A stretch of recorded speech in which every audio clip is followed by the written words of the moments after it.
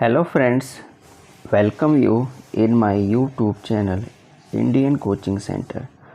Friends, आज के इस वीडियो में हम पोस्ट कॉलोनियल लिटरेचर से रिलेटेड मल्टीपल चॉइस क्वेश्चंस और उसके आंसर्स को देखेंगे, समझेंगे, पढ़ेंगे। पोस्ट कॉलोनियल लिटरेचर अपने आप में एक बहुत ही ब्रॉड और लेंदी टॉपिक है। इस पे इतने सारे राइटर्स ने इतना कुछ लिखा है कि इसको एक वीडियो में पढ़ना और समझना बहुत ही मुश्किल है। फिर भी हम यहाँ पे कुछ मोस्ट इम्पॉर्टेंट एमसीक्यू क्वेश्चंस को लेकर आए हैं जो कि एग्ज़ाम के पॉइंट ऑफ व्यू से बहुत ही इम्पॉर्टेंट है। यहाँ पे पहले हम समझ लेते हैं कि पोस्ट कॉलोनियल है क्या। पोस्ट कॉलोनियल का सेंस कॉलोनाइजेशन से है, और चूँकि कॉलोनाइजेशन के बाद की जो स्थिति रही, जब भी कोई वर्ड आता है उसके पहले अगर हम पोस्ट लगाते हैं, जैसे अभी हम लोगों ने 2019 में 2019 में कोविड को देखा, जो कि बहुत ही बड़ी एपिडेमिक बन के आई, और यहाँ पे जैसे पोस्ट कोविड का यूज़ किया गया। Post Covid it means Covid के बाद का कंडीशन। तो उसी तरह से पोस्ट कॉलोनियल का सेंस है यहाँ पे कॉलोनाइजेशन के बाद की जो क्या कंडीशंस रहे कंट्रीज़ के, जो भी मतलब कंट्रीज़ कॉलोनाइज्ड हुए उसके क्या कंडीशन रहे। इसमें से सबसे ज़्यादा जो बैड कंडीशन था, जो अफ्रीकन कंट्रीज़ रहे, नाइजीरियन कंट्रीज़ भी कुछ रहे, उस कंट्रीज़ की बहुत ही ख़राब स्थिति रही। वहाँ पे जो कॉलोनाइजेशन हुआ और कॉलोनाइजेशन के बाद की जो स्थिति हुई उसके बारे में बहुत सारे राइटर्स ने लिखा। और जैसे उसमें जो मेनली आपके आते हैं चिनुआ अचेबी, उनके द्वारा लिखी गई एक बहुत ही अच्छी नावल है थिंग्स फॉल अपार्ट, जो कि कॉलोनाइजेशन पे ही है। उसके बाद से वी.एस. नैपाल की हाउस ऑफ मिस्टर विश्वास है, ये भी कॉलोनाइजेशन पे ही है। वाल्सवेंका जो कि बहुत अच्छी राइटर रहीं, वो भी कॉलोनाइजेशन पे बहुत कुछ उन्होंने भी लिखा। इसके अलावा आपके आ जाते हैं डेविड मलूफ, जो कि बहुत अच्छे राइटर है ये भी। उसके साथ साथ आपके सैली मार्गोन, और उसके बाद से न्यूगी वा थियोंगो, ये सारे राइटर्स हुए जिन्होंने बहुत कुछ लिखा पोस्ट कॉलोनाइजेशन पे। तो इनके बारे में हम बाद में जानेंगे, चूँकि एमसीक्यू क्वेश्चंस को हम पढ़ रहे हैं तो एमसीक्यू क्वेश्चंस को समझते हैं, पढ़ते हैं। आइए हम आगे बढ़ते हैं। जो पहला क्वेश्चन है हमारा, पहला क्वेश्चन है यहाँ देखिए, जो फर्स्ट क्वेश्चन आपके स्क्रीन पे आ रहा है। Dennis Brutus was born. Dennis Brutus भी एक बहुत ही अच्छे पोस्ट कॉलोनियल राइटर रहे, और उनकी कुछ वर्क्स हैं जैसे आपके Sharpeville, somehow we survive, the cold, ये सारे वर्क रहे डेनिस ब्रूटस के। तो पहला क्वेश्चन है कि डेनिस ब्रूटस का जन्म कब हुआ था। तो यहाँ देखिए हमने आंसर डाल रखा है कि डेनिस ब्रूटस का जन्म जो हुआ था ये कब हुआ था। तो इनका जन्म जो हुआ था, देखिए 24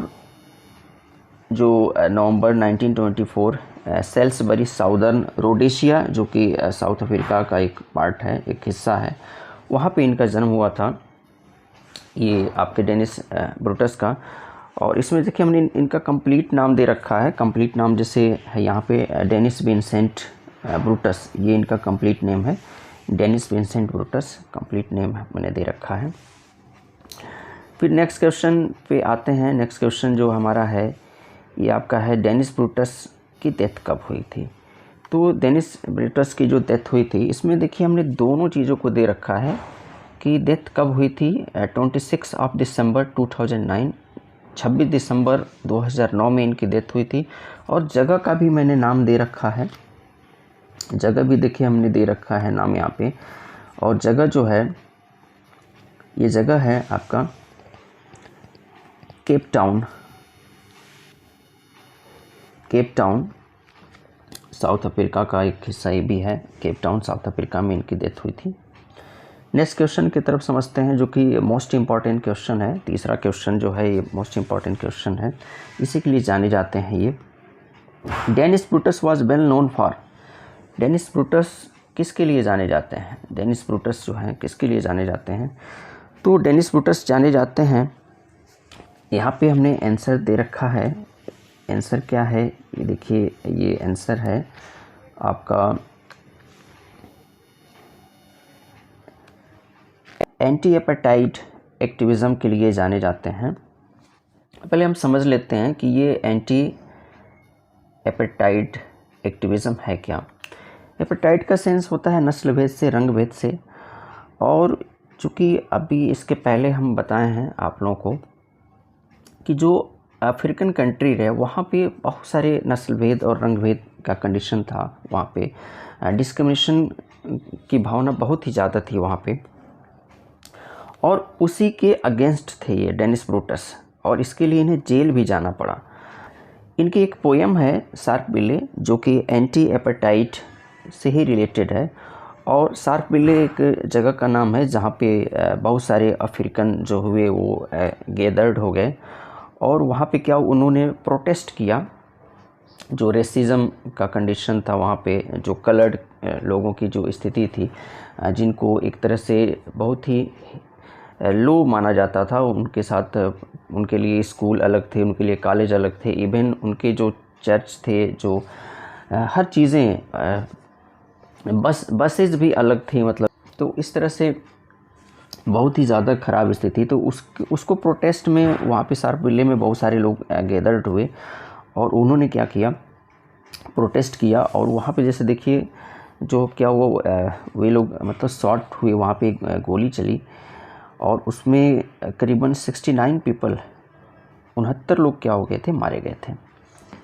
तो मेनली जैसे ये देखिए क्या हो गया, डेनिस ब्रूटस जो हैं ये जाने जाते हैं एंटी एपेटाइट एक्टिविज़म के लिए, जो कि रंग भेद या नस्ल भेद के खिलाफ आंदोलन जो छिड़े थे उसके लिए। फ्रेंड्स, अब नेक्स्ट क्वेश्चन की तरफ आते हैं। आपके स्क्रीन पे जो अगला क्वेश्चन, जो क्वेश्चन नंबर 4 है, क्वेश्चन नंबर 4 है, यहाँ पे दे रखा है कि the early poem of Brutus show how had premeditated every aspect of South African life through a personal account of how it affected his life and education in South Africa। Question है कि Brutus के जो poems थे, उन्होंने जो लिखा, शुरू में जो पोएम्स उन्होंने लिखा, वो किस प्रकार से मतलब दिखाता है, शो करता है कि जो अफ्रीकन थे उनके लाइफ को कैसे प्रभावित किया गया, एजुकेशन से लेके और भी चीज़ों में किस प्रकार से उनको प्रभावित किया गया। तो उसका देखिए यहाँ पे आंसर है। आंसर क्या है? रेसिज्म है। रेसिज्म यहाँ पे आंसर है, ये आपका आंसर रेसिज्म है। नेक्स्ट क्वेश्चन देखिए क्या है, आता है Brutus studied law in the university of wheat water rent but he was not allowed to practice as a lawyer by the government because he was। जैसे देखिए यहाँ पे क्या है, ब्रूटस जो डेनिस ब्रूटस हुए, उन्होंने लॉ की डिग्री लिया। इस पे कई क्वेश्चंस बन सकते हैं। यहाँ पे देखिए क्वेश्चंस जो है हमने दिया हुआ है कि व्हीट वाटर रेंट, जैसे ये भी क्वेश्चन बन सकता है कि कहाँ पे उन्होंने जो लॉ की डिग्री लिया। तो व्हीट वाटर रेंट जो है वहाँ पे इन्होंने लॉ की डिग्री लिया, लेकिन जो गवर्नमेंट थी वो अलाउ नहीं की इनको प्रैक्टिस करने के लिए। इसका रीज़न क्या है? रीज़न ये है क्योंकि ये क्या थे, ये कलर्ड थे, और कलर्ड के वजह से इनको क्या किया गया, अलाउ नहीं किया गया। ठीक फ्रेंड्स, ये कलर्ड आपका आंसर रहा प्रैक्टिस करने के लिए।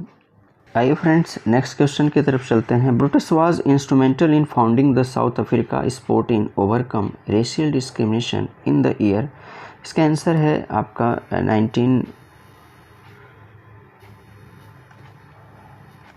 1959, ये आपका इसका आंसर है। अगला क्वेश्चन है, ये लाइन है ये, who said I think it is simply true that an artist, a writer, is a man who live in a particular society and stated his images and ideas from the society। ये किसके द्वारा कहा गया है कि I think it is simply true that an artist, a writer, is a man who live in a particular society and stated his images and ideas from that society।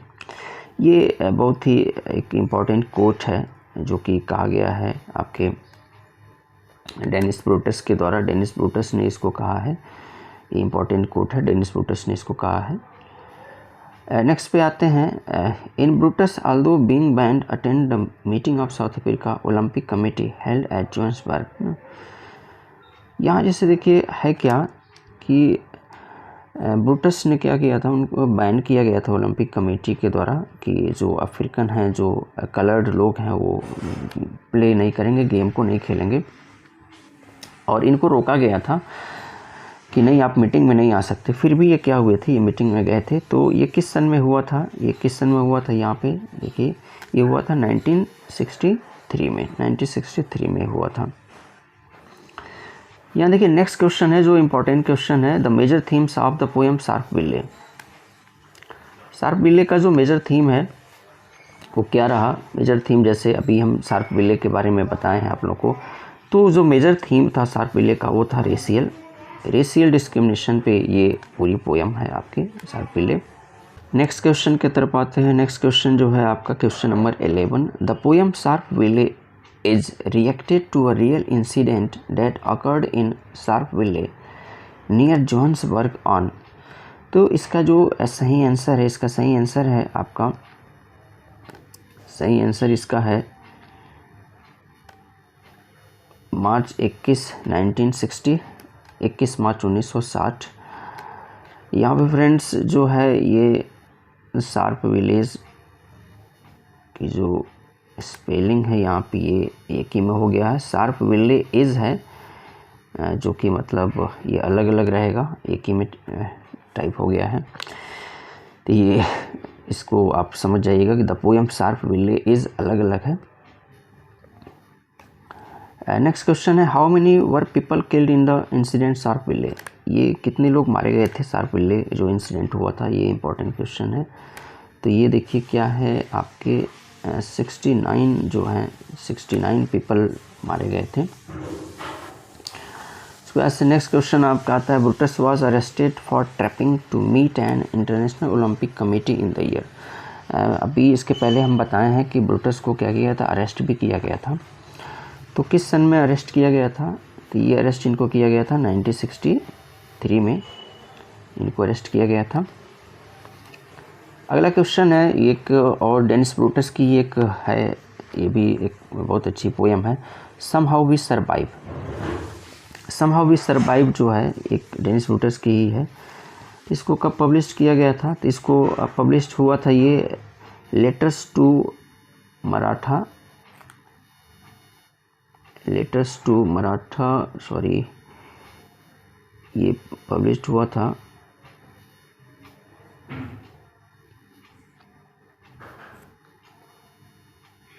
Letters to Martha African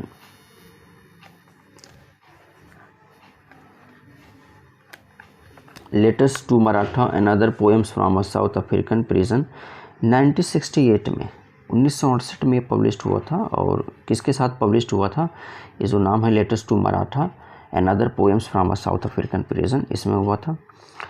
next question पे समझते हैं कि in the poem somehow we survive, the word somehow brings out the helplessness of the poor Africans। चूँकि somehow we survive जो poem है इसमें जैसे क्या है somehow, तो इसमें जो वर्ड है somehow का सेंस आपको पता है किसी तरह से होता है। तो somehow we survive जो है, तो somehow इसमें जो वर्ड है वो बताता है हेल्पलेसनेस को बताता है ऑफ द पुअर। तो किसके बारे में है समहाउ वर्ड, किसके लिए यूज़ किया गया है, तो ये अफ्रीकन के लिए यूज़ किया गया है। समहाउ जो है ये अफ्रीकन के लिए यूज़ किया गया है समहाउ। अगला क्वेश्चन है, in the poem somehow we survive we is the symbol of somehow we survive.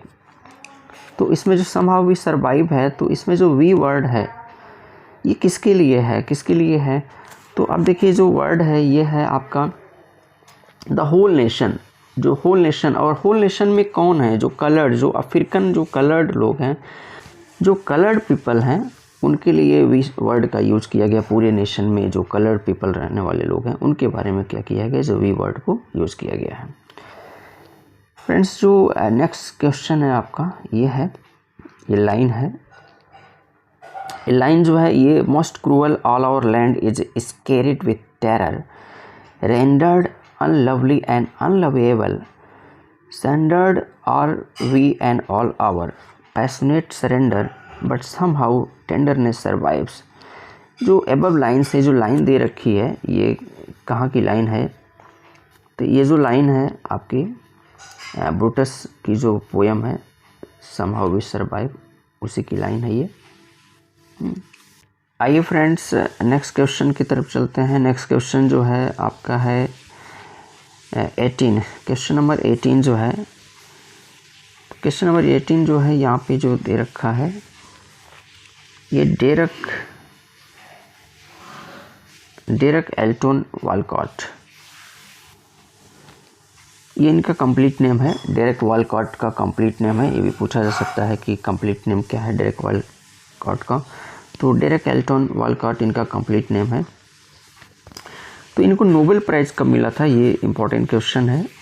Nobel prize कब मिला था, तो नोबेल प्राइज़ मिला था इनको 1992 में, ये 1992 में इनको नोबेल प्राइज़ मिला था, 1992 में डेरेक वॉलकॉट को।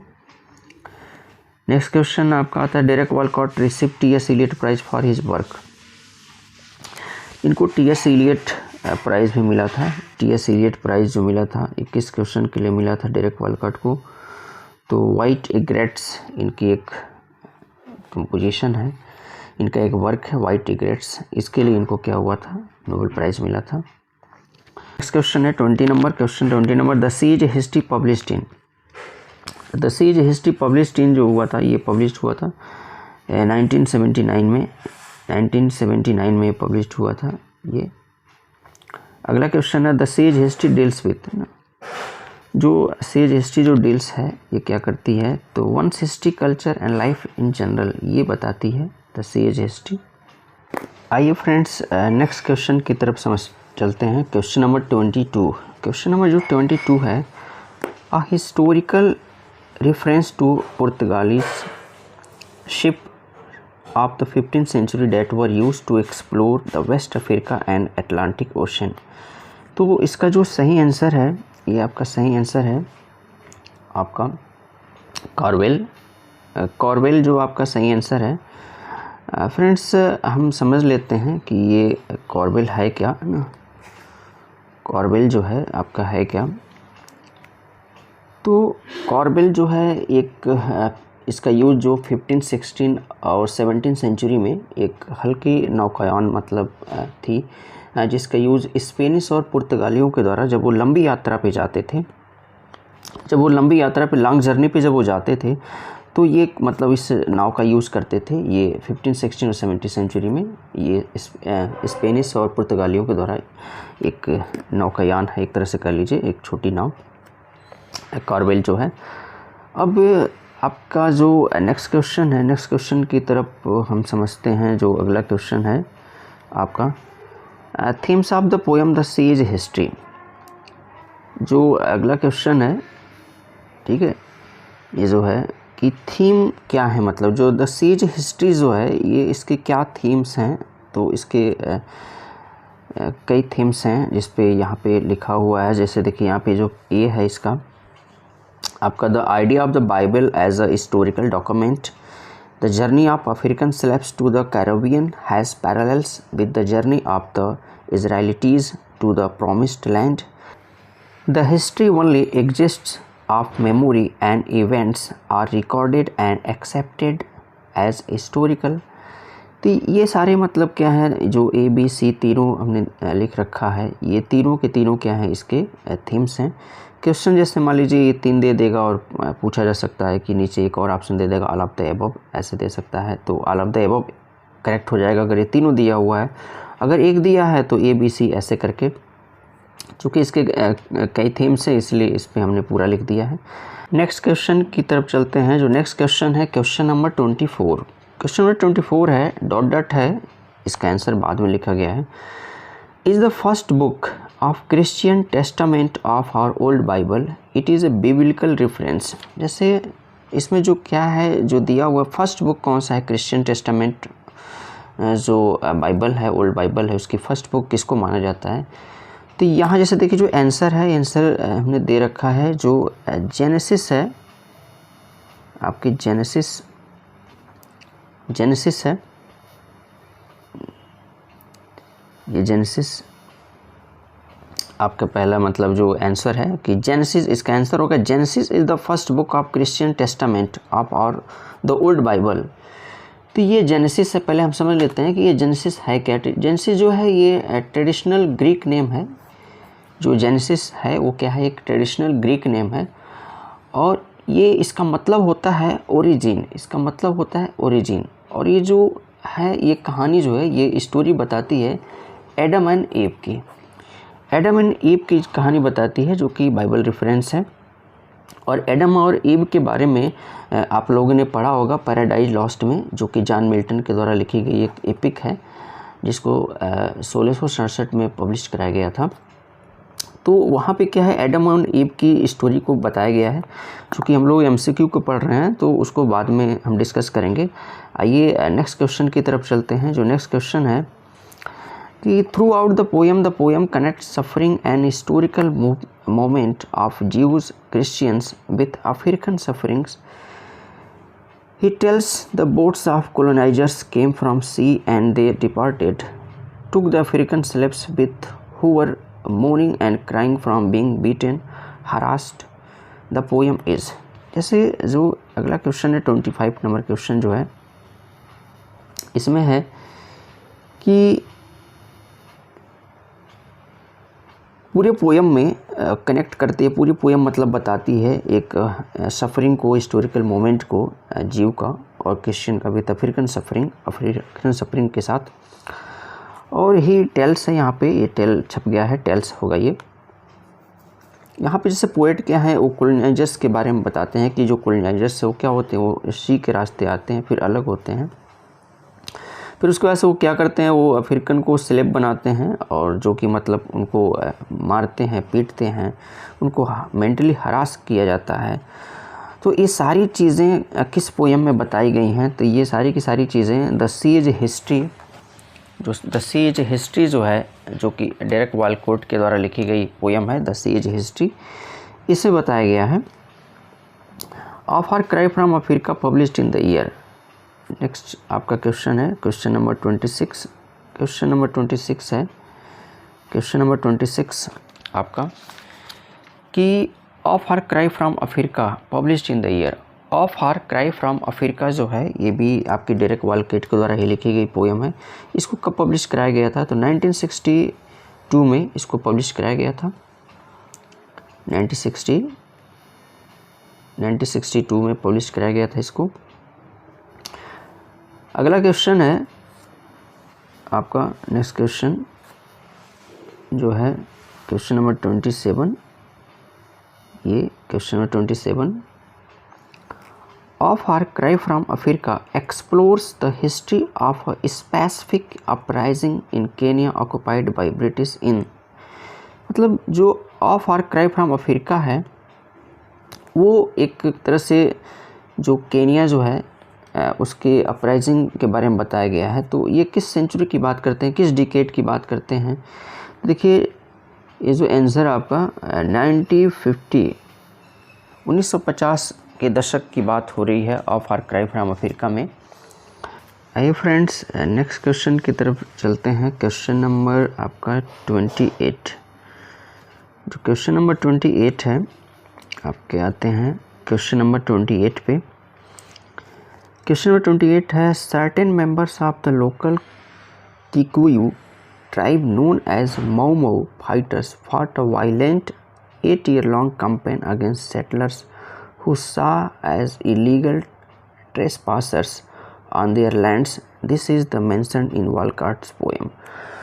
वालकॉट जो है, डेरेक वालकॉट जो है, इन्होंने अपने एक पोएम में जो मऊ मऊ रिवॉल्यूशन हुआ था, जो कि अभी इसके पहले चूँकि हम लोग पोस्ट कॉलोनियल लिटरेचर को पढ़ रहे हैं, तो पोस्ट कॉलोनियल लिटरेचर में अभी इसके पहले हम लोग जाने कि जो ब्रिटिशर्स हुए केवल अपने इंडिया में ही नहीं बल्कि और भी जो कंट्रीज हुए, अफ्रीकन कंट्रीज हुए या दूसरे जगहों पे भी इन्होंने क्या किया, रूल किया, शासन किया। तो इनका जो शासन था वो केन्या में भी था। तो केन्या में क्या हुआ, इनके अगेंस्ट एक माओ माओ रिवॉल्यूशन हुआ था।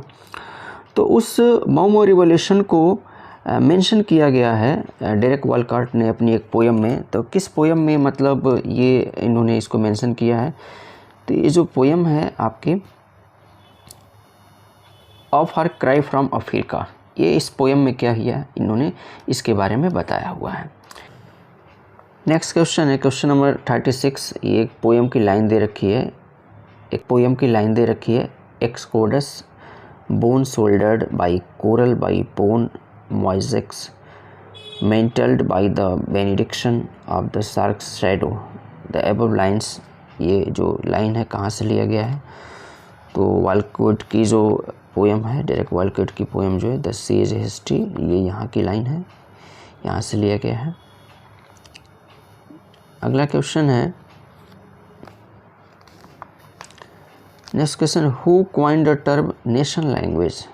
नेशन लैंग्वेज को किसने यूज़ किया, टर्म को, इस टर्म को कौन लाया, तो ये इस टर्म को लाए एडवर्ड ब्रेथवेट।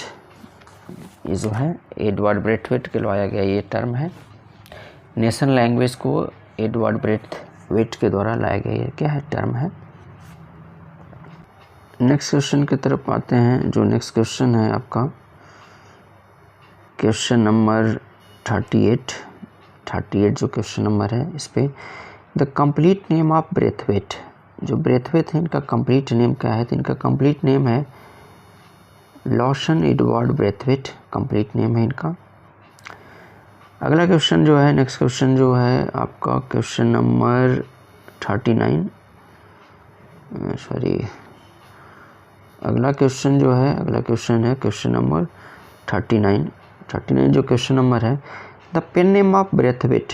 ब्रेथवेट का पेन नेम क्या मतलब है, तो इनका पेन नेम जो है एडवर्ड कामाउ ब्रेथवेट, इनका मतलब क्या है, पेन नेम है।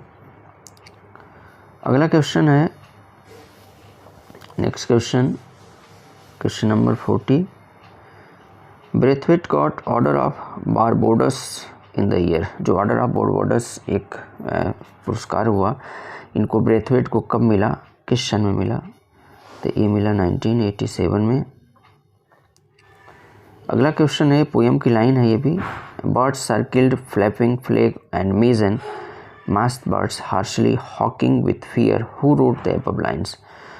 तो ये जो एबव लाइन है ये किससे मतलब किसने लिखा है, अगला क्वेश्चन है तो इसको ये लिखिए ब्रेथवेट ने लिखा हुआ है।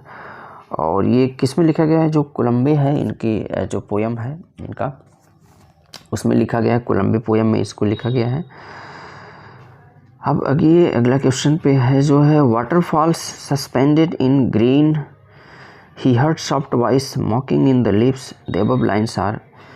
जो अगला क्वेश्चन है नेक्स्ट क्वेश्चन नंबर 42 जो है, waterfalls suspended in the green he heard soft voice mocking in the lips.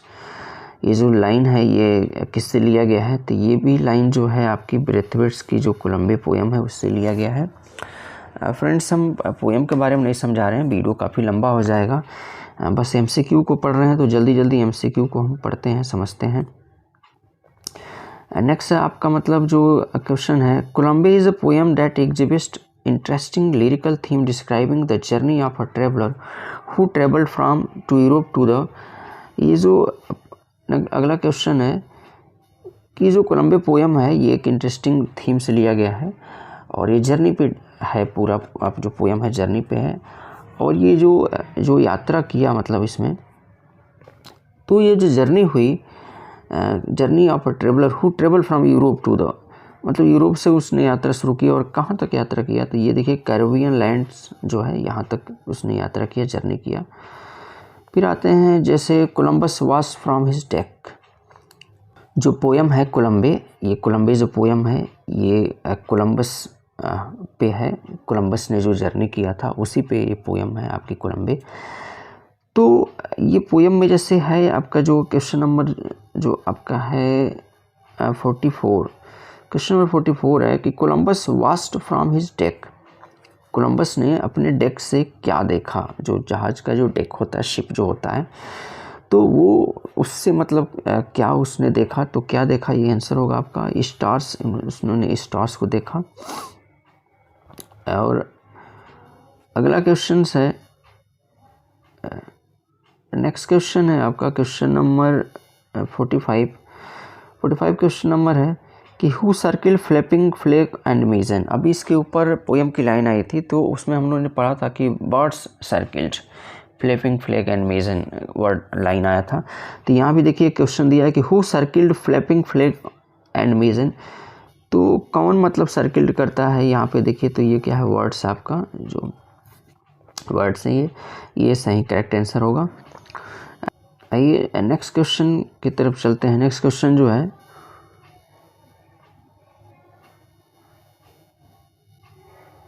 Next question है 47 क्वेश्चन नंबर, सॉरी यार,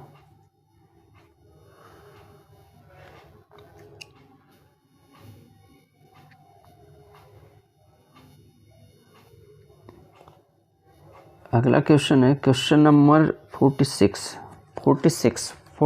क्वेश्चन नंबर जो है 46 क्वेश्चन नंबर इम्पॉर्टेंट क्वेश्चन है। इसमें है कि Wole Soyinka received Nobel Prize in literature. Wole Soyinka जो हैं एक अफ्रीकन राइटर हैं ये भी, और ये रिसीव की थी नोबेल प्राइज़, कब रिसीव की थी नोबेल प्राइज़, तो ये 1986 में 1986 में इनको नोबेल प्राइज़ मिला था। और एक चीज़ बता दें, इनका जो वोले सोयिंका है, इनका जो पूरा नाम है, तो वोले सोयिंका का जो पूरा नाम है अकिनवांडे ओलवोले सोयिंका, इनका कंप्लीट नेम है। और 1986 में ये क्या हुआ था, ये पाई थी नोबेल प्राइज़ पाई थी। फ्रेंड्स एक चीज़ आप समझ लीजिए, वोले सोयिंका जो रिसीव की थी नोबेल प्राइज़ 1986 में, तो किसके लिए की थी ये, जो इनका एक वर्क है death and the Kings horseman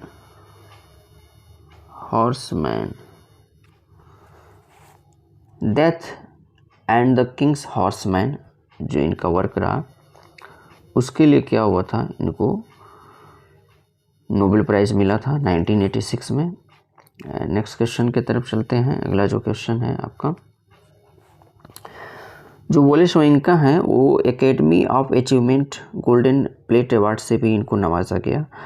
और ये कब मिला था इनको, ये मिला था 2009 में, 2009 में। वोले सोयिंका जेल भी रही थी ये, तो कितने महीने तक ये रही थी जेल, तो ये रही थी आपके 22 मंथ्स ये रही थी जेल। अगला क्वेश्चन है who is the horseman in the play. जो हॉर्समैन है, जो प्ले इनका है death and the Kings horseman जो प्ले है, तो ये इसमें हॉर्समैन कौन है, तो हॉर्समैन जो कौन है, ये आपका हॉर्समैन है एलिसन, जो एलिसन है वो हॉर्समैन है। अगला क्वेश्चन है the captain and the ship symbolize.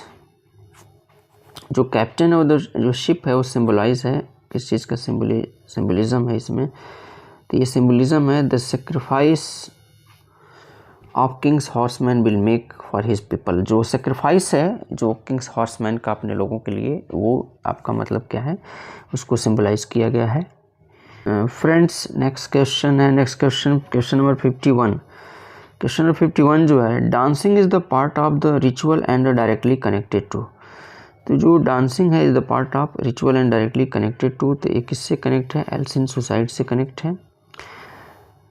आपका अगला क्वेश्चन है who is the symbol of Nigeria in all it's vibrant culture Vitality and humbling at the hand of European. तो ये कौन है आपका, ये करेक्ट आंसर आपका एल्सिन है। जो Yeltsin is the symbol for Nigeria in all of its vibrant culture Vitality and humbling at the hand of European, ये आपका करेक्ट आंसर है। अगला क्वेश्चन है जो आपका ये मोस्ट इम्पॉर्टेंट क्वेश्चन है द इक्विटेसी ऑफ रीटा जो इज़ अ प्ले ऑफ।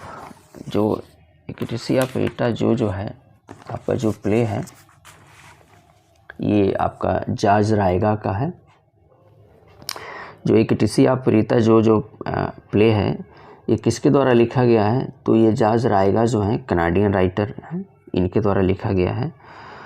तो ये कितने एक्ट का प्ले है, ये इस तरह के क्वेश्चंस पूछे जाते हैं। जैसे जनरली जो है जो प्ले होते हैं 3 एक्ट के होते हैं, 5 एक्ट के होते हैं, लेकिन कुछ एक्ट ऐसे हैं जो 2 एक्ट के हुए। तो इसमें जैसे देखिए जो एक टिसी ऑफ रीता जो है ये प्ले है, ये 2 एक्ट का है, ये 2 एक्ट का प्ले है। तो ये क्वेश्चंस पूछा जा सकता है, इम्पोर्टेंट है। अगला जो है द इक्टेसी ऑफ रीटा जो रिटन इन, ये कब लिखा गया था, जो जॉर्ज रायगा के द्वारा ये जो इक्टेसी ऑफ रीता जो ये कब लिखा गया था, तो ये लिखा गया था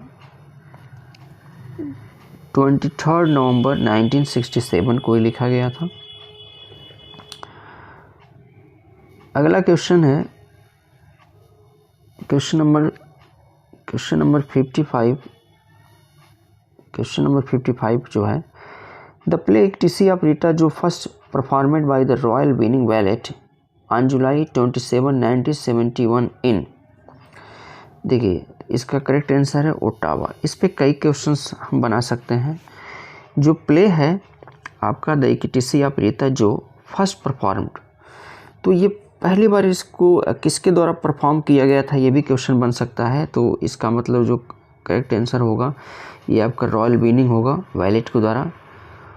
और कब किया गया था, अगला क्वेश्चन भी बन सकता है इसमें कि कब किया गया था, तो जुलाई 27 1971 में किया गया था।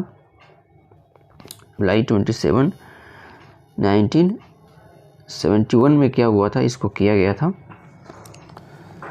तो इस तरह से इसमें एक क्वेश्चन में 3 क्वेश्चन है और एक क्वेश्चन है ये आपका कि इन मतलब कहाँ पे मतलब उसको किया गया था, है ना, ओटावा में किया गया था। Question number 56। क्वेश्चन नंबर 56 जो है नदीन गार्डिमर, जो नदीन गार्डिमर हैं got Nobel Prize in the year. ये भी इम्पोर्टेंट क्वेश्चन है आपका। ये नदीन गार्डिमर को नोबेल प्राइज़ कब दिया गया, तो नोबेल प्राइज़ दिया गया नदीन गार्डिमर को 1991 में, 1991 में इनको क्या हुआ था, ये नोबेल प्राइज़ दिया गया नदीन गार्डिमर को नोबेल प्राइज़। आइए नेक्स्ट क्वेश्चन पे आते हैं। नेक्स्ट क्वेश्चन जो है क्वेश्चन नंबर 57। क्वेश्चन नंबर जो 57 है, क्वेश्चन नंबर 57 पे आते हैं। क्वेश्चन नंबर 57 जो है आपका क्या है, 57 question number 57 Nadine Gordimer got Booker Prize, इनको बुकर प्राइज़ से भी नवाजा गया नदीन गार्डिमर को। तो ये कब इनको मिला, तो ये इसका जो करेक्ट आंसर है 1974 में मिला था इनको बुकर प्राइज़।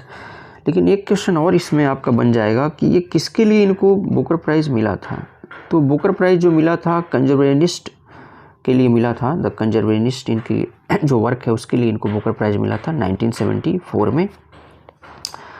अगला क्वेश्चन जो है नेक्स्ट क्वेश्चन आपका है, ये देखिए question number 58 burger starter was published in United Kingdom in July 1979 by. जैसे जो बर्गर स्टार्टर है, तो बर्गर स्टार्टर ये भी जो किसके द्वारा है, ये लिखा गया है नदीन गार्डिमर के द्वारा लिखा गया है बर्गर स्टार्टर। तो इसको पब्लिश कराया गया था यूनाइटेड किंगडम में जून 1979 में, 1979 में किसके द्वारा पब्लिश कराया गया था, तो जॉनथन केप के द्वारा। इसका जो करेक्ट आंसर है जॉनथन केप, इसका करेक्ट आंसर है आपका जॉनथन केप के द्वारा इसको पब्लिश कराया गया था। इसमें भी देखिए कई क्वेश्चंस हैं। जैसे इसमें जैसे मान लीजिए कि फर्स्ट पब्लिश कब हुआ था, तो यूनाइटेड किंगडम में हुआ था, ये क्या हो जाएगा।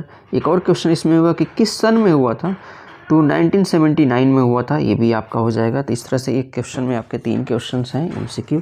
ऐसे बहुत सारे ऐसे क्वेश्चन हैं इसमें एक ही में आपके 2, 3, 4 क्वेश्चंस मिल जाएंगे, उसको हमने बना के लिखा हुआ है। आपका जो नेक्स्ट क्वेश्चन है question number 59 question number 59 the novel Burger's Daughter begins in Johannesburg South Africa in 1974 during. जो आपकी जो नोबल है बर्गस्टाटर, ये जो है इसकी जो शुरुआत होती है जोहान्सबर्ग साउथ अफ्रीका इन 1974 में ड्यूरिंग। वो टाइम कौन सा था? तो वो जो टाइम था, अभी इसके पहले हम लोग पढ़े हैं एपार्टाइड। जो टाइम था, कौन सा समय था? एपार्टाइड। और एपार्टाइड अभी इसके बारे में भी हम पीछे पढ़े कि जो वहाँ पे नस्ल भेद था, जो रंग भेद आंदोलन हुए थे उसके अगेंस्ट, तो वही समय था, उसी टाइम पे क्या हुआ था, इस नावल को लिखा गया था। अगला क्वेश्चन है आप question number 60। Rosa lives Conrad and moves into flat on her own and works as. Rosa क्या करती है? कॉनरेड को छोड़ती है और जाती है, एक फ्लैट में जाती है और वहाँ पे काम करने लगती है। तो काम कौन सा काम करती है? ये काम करती है फिजियोथेरेपिस्ट का काम करती है ये यहाँ पे ये। आइए नेक्स्ट क्वेश्चन की तरफ चलते हैं। Question number 61। क्वेश्चन नंबर 61 जो है आपका, ये जो क्वेश्चन नंबर 61 है, इम्पोर्टेंट राइटर ये भी हैं वी.एस. नापाल। वी.एस. नापाल जो है, वी.एस. नापाल का पूरा नाम जो है आपका विद्याधर सूरज प्रसाद नापाल। वी.एस. नापाल का जो पूरा नाम है विद्याधर सूरज प्रसाद नापाल है। ये ब्रिटिश राइटर हैं और इनको जैसे नोबेल प्राइज़ कब मिला था, इम्पोर्टेंट क्वेश्चन है। वी.एस. नापाल को नोबेल प्राइज़ मिला था 2001 में, 2001 में नोबेल प्राइज़ मिला था। नेक्स्ट क्वेश्चन जो है आपका, नेक्स्ट क्वेश्चन जो आता है ये भी इम्पोर्टेंट क्वेश्चन है। V S. Naipaul won the Booker Prize in 1971 for his novel. V S. जो नापाल हैं ये बुकर प्राइज़ ही पाए थे, 1971 में पाए थे। अपने ये नावल किस नावल के लिए पाए थे? तो in a free state, in a free state जो है ये नावल इनका है, उसी के लिए क्या हुआ था, इनको मिला था बुकर प्राइज़ 1971 में, 1971 में। इसमें देखिए एक क्वेश्चन और बन सकता है, जैसे जो क्वेश्चन बनेगा क्या बन सकता है कि वी.एस. नापाल को बुकर प्राइज़ किस सन में मिला था? तो 1971 है। अब इसके पहले हम बताएं कि एक क्वेश्चन में कई क्वेश्चंस हैं, उसको आप समझ सकते हैं, बना सकते हैं। फ्रेंड्स नेक्स्ट क्वेश्चन है क्वेश्चन नंबर 63। वी.एस. नापाल को नवाजा गया था, ये रिसीव किए थे नाइटहुड प्राइज़ से, इनको नवाजा गया था। तो किस सन में इनको नवाजा गया था? तो ये नवाजा गया था इनको 1990 में, 1990 में इनको नवाजा गया था। आइए नेक्स्ट क्वेश्चन की तरफ आते हैं। Question number 64। क्वेश्चन से अ हाउस फॉर मिस्टर विश्वास published in year. A house for mister विश्वास, जिसके लिए इनको जाना जाता है, बहुत ही फेमस वर्क है इनका वी.एस. नापाल का, हाउस फॉर मिस्टर विश्वास। ये भी पोस्ट कॉलोनियल पे ही है। यहाँ पे जैसे देखिए क्या है, ये पब्लिश्ड कब हुआ था? तो ये पब्लिश्ड हुआ था 1961 में पब्लिश्ड हुआ था। अगला क्वेश्चन है क्वेश्चन नंबर 66। क्वेश्चन नंबर 66 जो है, हाउ ओल्ड इज मिस्टर विश्वास when he losses his father. जो मिस्टर विश्वास हैं अपने पिता को खो देते हैं, इनके पिता की डेथ हो जाती है, तो ये कितने साल के थे उस समय जब इनके पिता की डेथ होती है? तो ये 5 ईयर्स ओल्ड थे, 5 साल के थे जब इनके फादर की डेथ होती है। नेक्स्ट क्वेश्चन पे आते हैं। अगला क्वेश्चन है मिस्टर विश्वास डिस्क्राइब्ड। अगला क्वेश्चन जो है क्वेश्चन नंबर 67। मिस्टर विश्वास डिस्क्राइब्ड द तुलसी एज। जो तुलसी कैरेक्टर है जिनके घर में जाके रहते हैं, तो उसके बारे में ये बताते हैं कि उनको ये क्या कहते हैं। तो उनको ये कहते हैं ब्लड सकर्स बोलते हैं वो, कि ब्लड सकर्स है वो। अब यहाँ जैसे देखिए अगला क्वेश्चन जो है आपका इम्पॉर्टेंट क्वेश्चन ये भी है। अगला question question number 68। Question number 68 जो है, Margaret Atwood father was a. जो मार्गरेट एटवुड है ये भी एक मतलब क्या है, पोस्ट कॉलोनियल राइटर रही और इनकी बहुत एक अच्छी रचना है सरफेसिंग। तो इनके फादर क्या थे? तो इनके फादर थे इंथोमोलॉजिस्ट थे ये। इंथोमोलॉजिस्ट जो है एक जियोलॉजिकल वर्ड है जो कि इंसेक्ट वगैरह किट से रिलेटेड जो लोग स्टडी करते हैं उसी को इंथोमोलॉजिस्ट बोलते हैं। कीट विज्ञानी इसका सही हिंदी होगा। तो ये क्या थे? एक इंथोमोलॉजिस्ट थे, मार्गरेट एटवुड के फादर जो थे। आपके नेक्स्ट क्वेश्चन पे आते हैं हम लोग। क्वेश्चन नंबर 69 जो है, question number 69, Margaret Atwood received Booker prize. ये देखिए इंपॉर्टेंट क्वेश्चन है आपका। मार्गरेट एटवुड को बुकर प्राइज़ मिला था, किस सन में मिला था? तो ये सन 2000 में 2000 में पाई थी। और किसके लिए पाई थी ये भी यहाँ हमने लिख दिया है। द ब्लाइंड एसेसिन के लिए इनको क्या मिला था? बुकर प्राइज़ मिला था। और यहाँ पे जैसे देखिए क्या है, 2 क्वेश्चंस पूछा जा सकता है यहाँ पे कि कब पाई थी और किसके लिए पाई थी। तो दोनों हमने लिख दिया है। द ब्लाइंड एसेसिन, इसके लिए इनको क्या मिला था? बुकर प्राइज़ मिला था। आपका जो है नेक्स्ट क्वेश्चन जो है, क्वेश्चन नंबर 70। क्वेश्चन नंबर 70 जो है आपका, Margaret Atwood joint winner of the Booker Prize इन। एक जॉइंट विनर ही रही बुकर प्राइज़ की। तो ये 2019 में, 2019 में। और किस वर्क के लिए? द टेस्टामेंट्स, जो टेस्टामेंट्स रहा ये जॉइंट विनर रही बुकर प्राइज़। इस तरह से अगर क्वेश्चंस बन सकता है आपका। एक क्वेश्चन और बन सकता है, क्या बन सकता है कि जो मार्गरेट एटवुड हैं वो कितने टाइम मतलब आपके बुकर प्राइज़ से इनको नवाजा गया? तो 2 बार इनको नवाजा गया। एक बार मतलब ये सोलो रही, दूसरे बार जॉइंट विनर रही। और किसके लिए रही? द टेस्टामेंट्स के लिए। फ्रेंड्स नेक्स्ट क्वेश्चन जो है आपका आ जाएगा 71। Surfacing is novel by Canadian author Margaret Atwood. The novel published by McClelland and the Stewart in. जो सरफेसिंग है, जो कि नॉवल है मार्गरेट एटवुड का, पोस्ट कॉलोनियल पे है, ये भी नॉवल है। तो ये जो पब्लिश किया गया मैकलेंड एंड स्टीवार्ट के द्वारा पब्लिश किया गया। तो किस सन में पब्लिश किया गया? तो 1972 में। इसमें देखिए क्वेश्चंस बन सकता है कि जो सरफेसिंग है पब्लिश किया गया था, किसके द्वारा पब्लिश किया गया ये भी आ सकता है। तो मैकलेंड एंड स्टीवार्ट। और किस सन में किया गया? तो सन को यहाँ पे हमने लिख दिया है, 1972 में इसको पब्लिश किया गया। अगले क्वेश्चन की तरफ बढ़ते हैं। Question number 72। क्वेश्चन नंबर 72, ये आपका 72 question number. The novel surfacing is adopted into a movie in the year. जो सरफेसिंग नॉवल है उस पे एक मूवी भी मतलब एडॉप्ट की गई। तो किस सन में हुआ था? 1982 में, 1982 में आपकी आई थी। अगला क्वेश्चन आपका है क्वेश्चन नंबर, नेक्स्ट क्वेश्चन है क्वेश्चन नंबर आपका 73। The novel surfacing has been compared Sylvia Plath's novel. Sylvia Plath's एक राइटर हैं जो उनकी एक नॉवल मतलब रही, तो उससे कंपेयर किया गया था सरफेसिंग को। तो उस नॉवल का क्या नाम है? द नॉवल का नाम है द बेलजार। द बेलजार क्या है? नॉवल का नाम है। नेक्स्ट क्वेश्चन है कि which type of novel surfacing. जो नॉवल है सरफेसिंग है, किस तरह का मतलब नॉवल है?